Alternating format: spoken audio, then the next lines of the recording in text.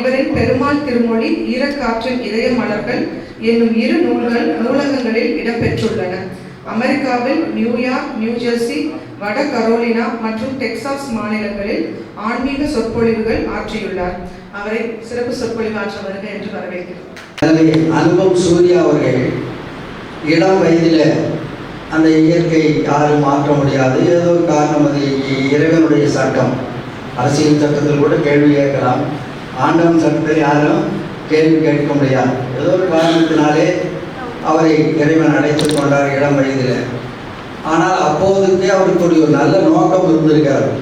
நாம் உழைக்கின்ற ஊதியத்திலே, நாம் பெறுகின்ற ஊதியத்திலே ஒரு பகுதியை சமூகத்திற்கு செலவிட வேண்டும் என்ற அடிப்படையில் இறப்புக்கு முன்பே சேர்த்து வைத்த தொகையை தான் இப்போது சகோதரி சண்முக பிரியா அறக்கட்டளை ஏற்படுத்தி இதையெல்லாம் நிகழ்த்தி கொண்டிருக்கிறார். நினைச்சு பாருங்க, ஒரு 20-25 வயது இளைஞர்களுக்கு இருக்கின்ற நினைவுகள் வேறு, அவருடைய நோக்கங்களே வேறு விதமாக இருக்கின்ற உலகத்தில் ஏறத்தாழ ஒரு 30 வயதுக்குள்ளாக ஒரு 25 வயது ஒரு இளைஞன் எதிர்காலத்திலே இப்படியெல்லாம் சேவைகள் செய்ய வேண்டும் என்று நினைத்து தன்னுடைய ஊதியத்தை ஒதுக்கி வைத்திருக்கிறார் என்றால் அவர் எவ்வளவு உயர்ந்தவராக இருக்க வேண்டும். அதனால் தான் அவருக்கு மரணம் இல்லை என்று சொன்னேன்.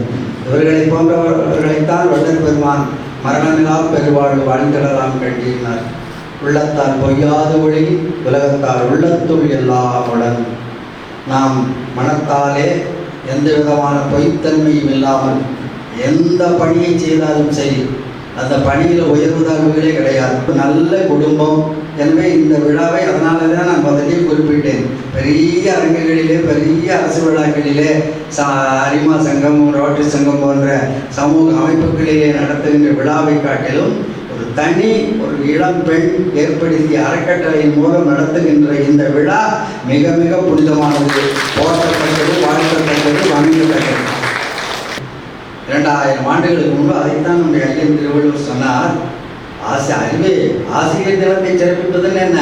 அறிவை சிறப்பிப்பது, அறிவை வணங்குகின்ற விழா, அறிவை போற்றுகின்ற விழா தான் இது. உலகத்தில் எல்லா நாடுகளும் அறிவை மதிக்கின்றன, நாம் தான் அறிவை வணங்குகிறோம். அறிவை வணங்குவதன் அடையாளம் தான் நம்ம சரஸ்வதியை வணங்கி கொண்டிருக்கிறோம். வரப்போது நவராத்திரி கலைமகள் விழான்னு சொல்கிறோம். எல்லா நாடுகளும் அறிவை மதிக்கின்றன, ஆனால் நாம் அறிவை தெய்வமாகவே கொண்டாடி கொண்டிருக்கிற நாடு.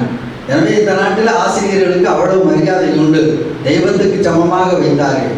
மாதா, பிதா, குரு, தெய்வம் என்று சொன்னார்கள்.